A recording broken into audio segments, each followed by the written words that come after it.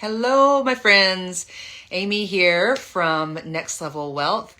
I am the high performance coach at Next Level Wealth, and I am here to talk to you some more about goal planning because this is the whole theme of our September, really going into early October. On October 4th, it's a Tuesday, I believe, at 6 p.m. We're going to have an awesome masterclass that goes into goal planning, and it's going to be really great, especially for you business owners and entrepreneurs out there as you enter into the fourth quarter / your new year. This is going to be really helpful for you in getting clear about what you want to go for in 2023. So last week, I wasn't with Jen, but she talked about, I went back and watched it later and it was so good, but she talked about SMART goals. I mean, she talked about goals in general, but she talked about SMART goals, which are all about achievable, realistic, timely, making it very logical, very achievable. It's such a great framework for goal setting. I use it. Lots of people use it, which is awesome. The thing is it's not enough, because if your goals are not attached to a deeper, more meaningful why, and they don't align with your values, then you are not as likely to achieve them. So that's what I'm going to go deeper into this week. Last week, Jen touched on this, but we're going to go deeper together into goal alignment with values. Some of you have said, I've heard this from lots of clients and people on Instagram. Some of you have said, I keep hearing this thing about figuring out what is your why. And I don't know. I don't understand how to figure out what the why is. Well, that is understandable, right? We talk about, oftentimes in this sort of coaching world, we talk about things on a surface level, but we don't necessarily have the time to go deep into it. And I think it kind of freaks you out when you go, okay, everybody talks about the why. I don't have a deep burning need to do this for some deep, meaningful why. What does that mean about me? Well, it just means that you're confused. The why is in there, or it's not, and you're not doing the right thing, but that's a whole other story. What we're going to talk about today is goal setting in terms of alignment with values, because values, your values, if you know them, if you can put words to them, that's going to help you figure out why you're doing what you're doing. So if you have this financial goal to sell, 10 million this year, I'm just throwing out an arbitrary number. My first question to you is, okay, great, but why? Why that number? Why is it important? Why is this financial goal important, period? For some people, I think actually for a lot of people, making more money is a good thing and it's something that you want, but it's not necessarily your primary motivator. So figuring out what that is super important and super helpful. And knowing your own values, what you actually value in your life, and not just in business, but in your whole world, in your life in general, will help you to get to those motivators, to those whys. So I'm just curious, and anybody can comment if they want to, but if I asked you right now, name your top 3 core values, could you do that? Because sometimes these things can be hard to put words to. So just think about that. Right now, if you had to name your top 3 core values, could you do that? So I want to talk to you a little bit about getting clear about your values so that you can tie those to your goals and help you to figure out that deeper why. I was actually just talking to a couple of clients this week about this. And it's just sort of amazing how, you have values. You're like, yeah, I care about things. I care about some things more than other things. But it can be really hard to put those into words. So we're going to talk about that. And again, why is this helpful? Goals can be the prettiest, the most beautifully written pieces of art that you make. You can have this fancy, lovely goal plan set out for the whole year. But if you don't have an emotional attachment to that, if it doesn't feel inside of you deeply necessary, well then you're, again, less likely to achieve those. Okay, so let's talk about identifying values, if you have any confusion about that. So I'm going to talk to you about some ways that you can do that.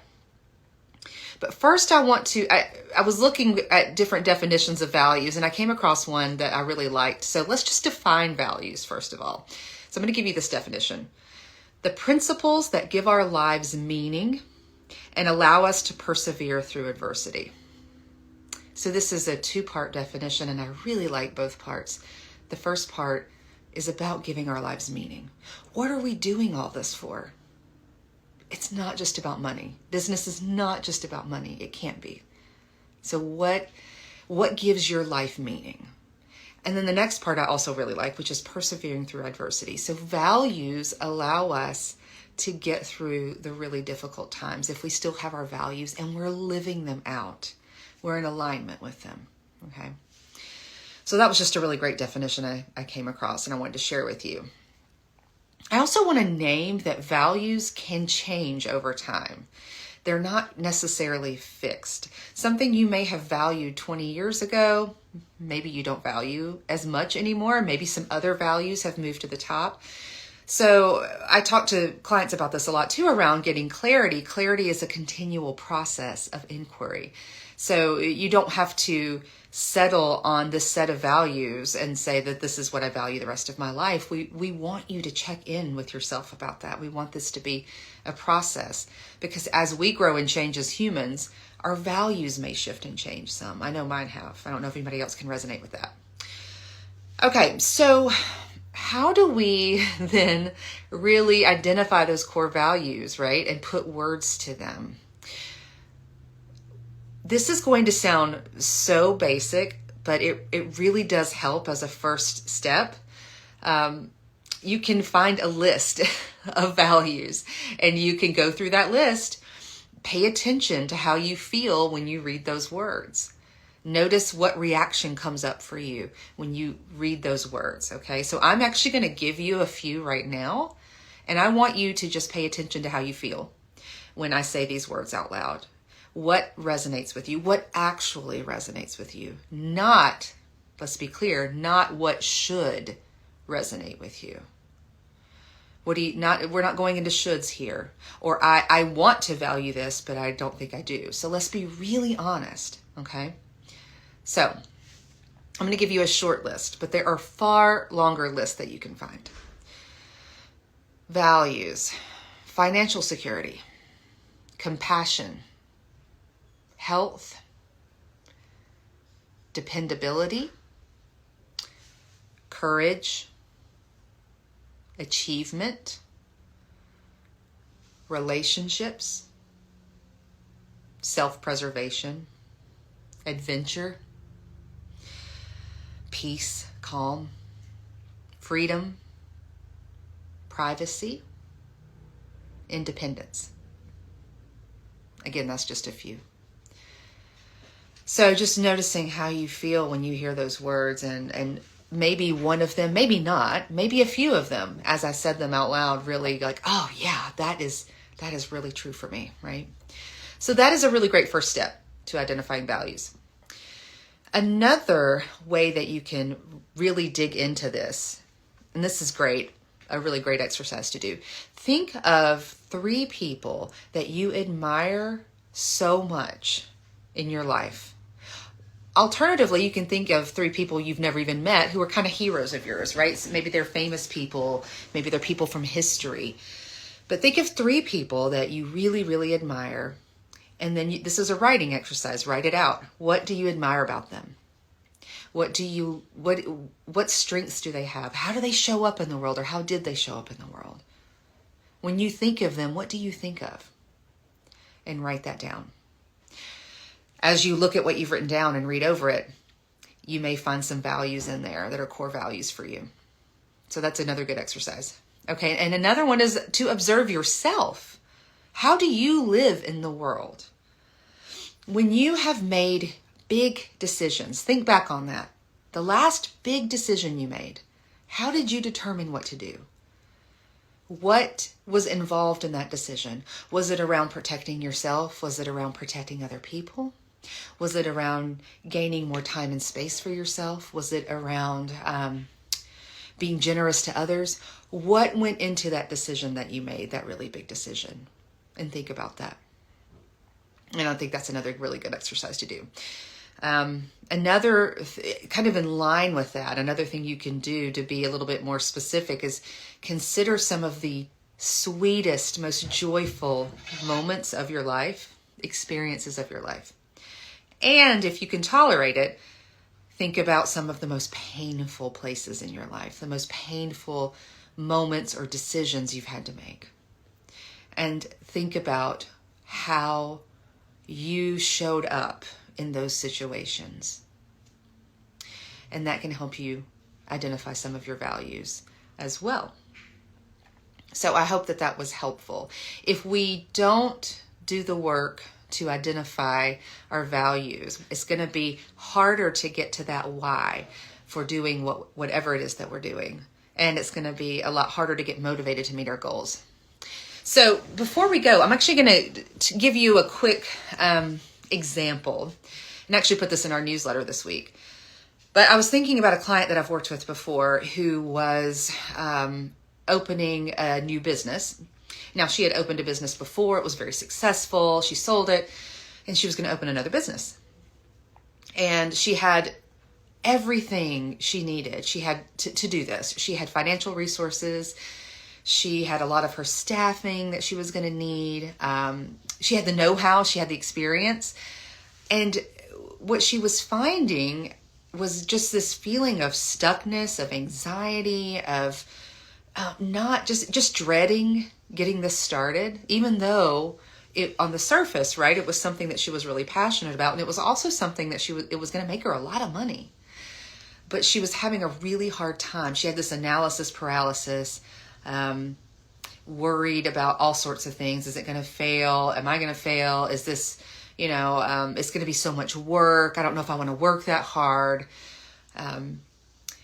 It turns out that when she was setting goals for herself around this business, they were primarily financial goals. It also turns out that this particular person, for her, money was not the primary motivator. Not that she didn't want to make money, not that she didn't want to make a good living and have some luxuries in life, that she did want. But it was not the number one motivator, and she was trying to act as though it was. And when we dug deeper underneath that about why she actually wanted to do what she was doing, what was actually the primary motivator, through some work together in coaching, we figured out that she had actually a lot of hard experiences at previous workplaces.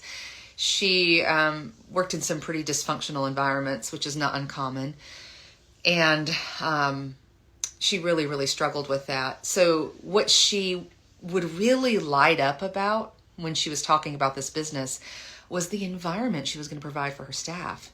She was so excited about the bonuses they were going to get, the bonus structure she was setting up, and the amount of paid time off she was going to give them, and the shorter work days, and all these perks and privileges that she had always wanted for herself when she worked for someone else, and that she wanted to be able to provide for other people. So one of her core values is generosity. And when she was able to hone in on that, that gave her access to the deeper why. That gave her access to, okay, I am going to create this amazing, not without its problems and faults, but truly amazing supportive work environment that I never got to have. And I'm going to give that to people. And that feels like a calling. Okay, so now we've got a very deep why, a calling even. And the beauty of that is the financial part follows.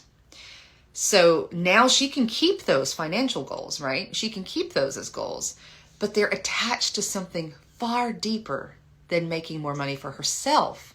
They're attached to the fact that she has to make a certain amount of money to provide this for other people. And that's what really got to her. That's what really got her bought in to those goals. So that's just one example of values work and how that can support, and I would even say is necessary when you're looking at your goals, and especially those financial goals. What is the why behind the financial goals? And for some people, it is money. For some people, like I was just reading this list of values, financial security. If that's a deep drive for you, if that's a big motivator for you, then financial goals are going to make a lot of sense, probably in an easier way than it might for someone else. At the same time, what else is underneath that desire and that need for financial security? Because life is not all about money. Money is important. It's necessary. I really like money. And when you look at my core values, you are going to see financial security as one of my core values, but you're also going to see a lot of other things that have nothing to do with money. And the more I can link as many of my values as possible to my goals, the further I'm going to go, the more I'm going to succeed. All right. So that is what I've got for you today. Take these exercises. This is what I would encourage you to do as you leave here today. Take these exercises that I talked about and actually do them. Even if you think you know what your core values are, just do some of these things. Find a list and go over it and see what jumps out at you. Think of the 3 people you admire the most and write about that. Observe yourself. Observe the decisions that you've made in your life. Observe the sweetest moments and most painful moments. How did you show up in that? What did you bring to the table? What was important to you during those times? So do these exercises and get as clear as you can about what your values are so that you can then look at the goals. I know a lot of you already have goals set. So look at your goals and go, are these in alignment with my values? And I promise it will be an extremely useful exercise. All right. Thank you for joining us today. I hope that was helpful, and we will be back next week. And again, free masterclass coming up on Tuesday, October 4th at 6 p.m. Eastern Time. We will be sharing the link to sign up for that really soon. So we hope to see you there. And if you have any questions or thoughts or comments, feel free to DM us, and we will definitely get back to you right away. Thanks, guys.